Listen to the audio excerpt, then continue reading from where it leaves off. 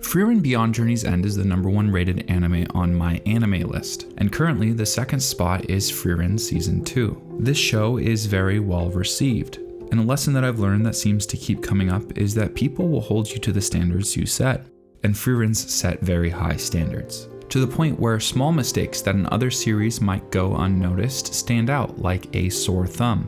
Which leads to the focus of this video. There's been a couple times in Frieren's second season I've noticed something felt off, and I wanted to understand why. Little did I know, despite how much I've talked about this series, by exploring this specific question, there was a notable, consistent decision in the animation process that I've missed. And it turns out at the center of this question is a lesson that I learned myself, one central to this story's themes. Welcome to Season 2 of Exploring Frieren. My name is Pei, and today we're talking about how a small moment snowballed into something much bigger. Animation has a long, rich history filled with incredibly skilled people pushing the limits of what we thought was possible. It's a medium with endless possibility and room for creativity, one that's practically limited by resources. Anime, like many other industries, is built through compromise. So when people come along and showcase immense attention to detail, I think it can really transform a product. I think a master of attention to detail is Hayao Miyazaki and Studio Ghibli. The documentary 10 Years with Hayao Miyazaki allows us a peek behind the curtain, to see Miyazaki's flaws and capability, and something that stands out both in the process and the product is his attention to detail. The documentary starts with Miyazaki driving around and recording footage. Anime has constantly been built around live references. Miyazaki argues that studying and understanding rules of three-dimensional space helps immensely with 2D animation, and having that deep-rooted understanding and foundation allows for what makes animation so special: exaggeration. Understanding animation better will give us the tools to kind of break down what feels wrong about these scenes in Frieren. There's this popular structure called the 12 Principles of Animation, coined by Disney animators Ollie Johnston and Frank Thomas in their book, The Illusion of Life. Some of the 12 principles you're probably familiar with, like squash and stretch or anticipation. Even if you're unfamiliar with the language, these principles often are things you can understand intuitively if you watch a lot of animation.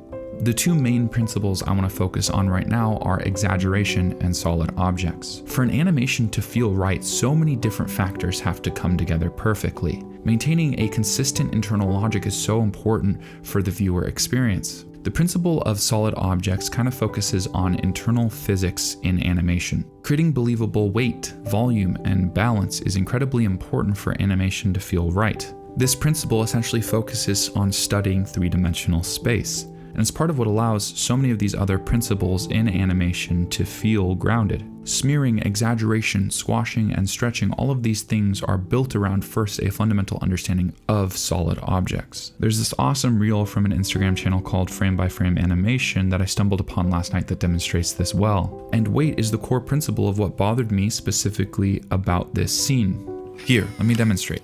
See this stick? If it weighs nothing, I can wave it around believably. But replace it with Frieren's staff, which consists of metal parts and this big gem on the end, and it needs to be held and handled differently.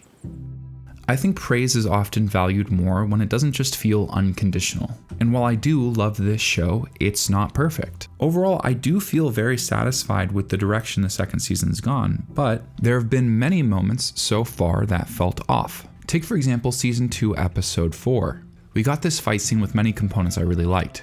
I loved the weight behind this monster's sword, but I couldn't help being a little bit distracted by the fact that Stark's proportions felt way off. They gave us the Stark we know and love, but longer. And the interesting thing about this is that this isn't necessarily bad animation. Other shows will exaggerate in ways like this constantly, but it's very jarring in comparison to the established style that Frieren's already created. Another thing about this scene that actually bothers me that I've noticed across multiple times is that Stark's handle on his axe has gotten a lot thinner. It also literally changes in the scene between these two cuts. The image on the right has the thickness that feels more right to me. We are getting into the range of nitpicks, but I think a lot of small problems, especially paired with more overt ones, will get in the way of audience immersion. I'm not the only person that's been noticing this. Another example was a scene from the third episode that actually became a popular meme. Frieren with her hair up after the hot springs eating a popsicle. My issue isn't with the composition, but the animation. The mouth drawing seems way off. It feels like an individual layer that was edited over a static backdrop rather than fluid animation. To have nothing in the face move at all besides the mouth and then to have it be so extreme is especially jarring in comparison to season 1's animation. Once again, I'm going to point towards Stark putting on that jacket. In anime, mouths should feel like part of a face, so like added head movement like this makes it feel more natural. There's something specifically about this pose matched with this movement that felt so off. But the real focus of today's video is absolutely this scene.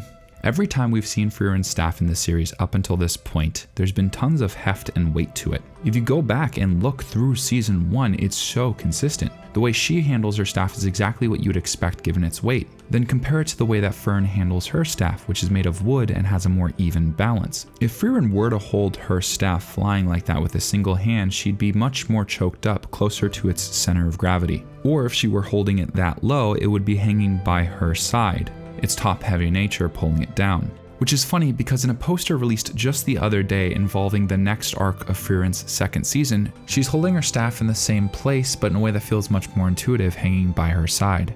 Also, the really thin axe handle's back and I have no clue what's going on with Stark's elbow.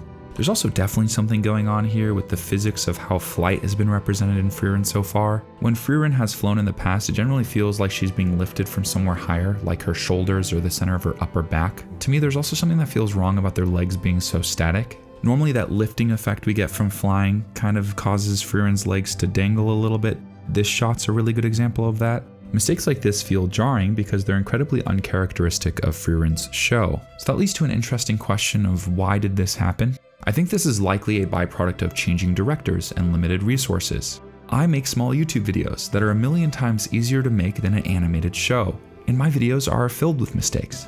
If I had insight to behind the scenes information, this probably would all make way more sense. Like literally the further we've gotten into the show, the more decisions are starting to check out for me, an obvious one being the 10 episode season. I actually might make a whole video about that. It's important to factor in that creators are working in context that audiences don't have.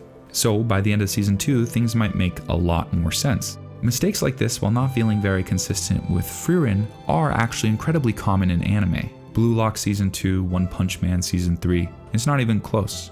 But what's really interesting is in exploring these questions of why did these shots feel off, I realized something that extended to the entire show, specifically applying to a major theme that this story explores, about how sometimes you don't realize what you have until it's gone. Something that's become abundantly clear as I've thought about this is how many amazing components of fantastic media will go unnoticed. The fact that individual staffs were handled differently throughout the show so consistently is awesome. One of many small components that I'm sure influenced me in my perception of this show.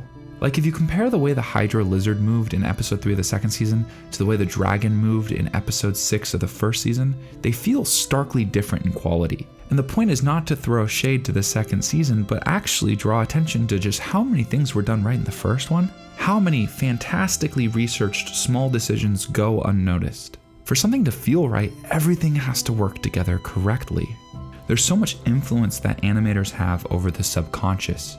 Constantly they make decisions that we can feel even if we don't understand them. And I love that you can sit down and try to figure them out, slowly decoding and increasing your understanding of all the little parts that go into making a masterpiece. In my most recent video, I talked about amazing directing choices that felt reminiscent of what made me love Frieren Season 1. These scenes that I'm arguing to have mistakes aren't representative of everything the show has to offer, because the peaks of Season 2 so far, 5 episodes in, seem to still be pretty high, and I wonder where they're gonna go next. Thanks for watching. If you enjoyed this video, consider going and checking out the previous 6 I did as part of this series, or I'll be back next week with another one. Cheers.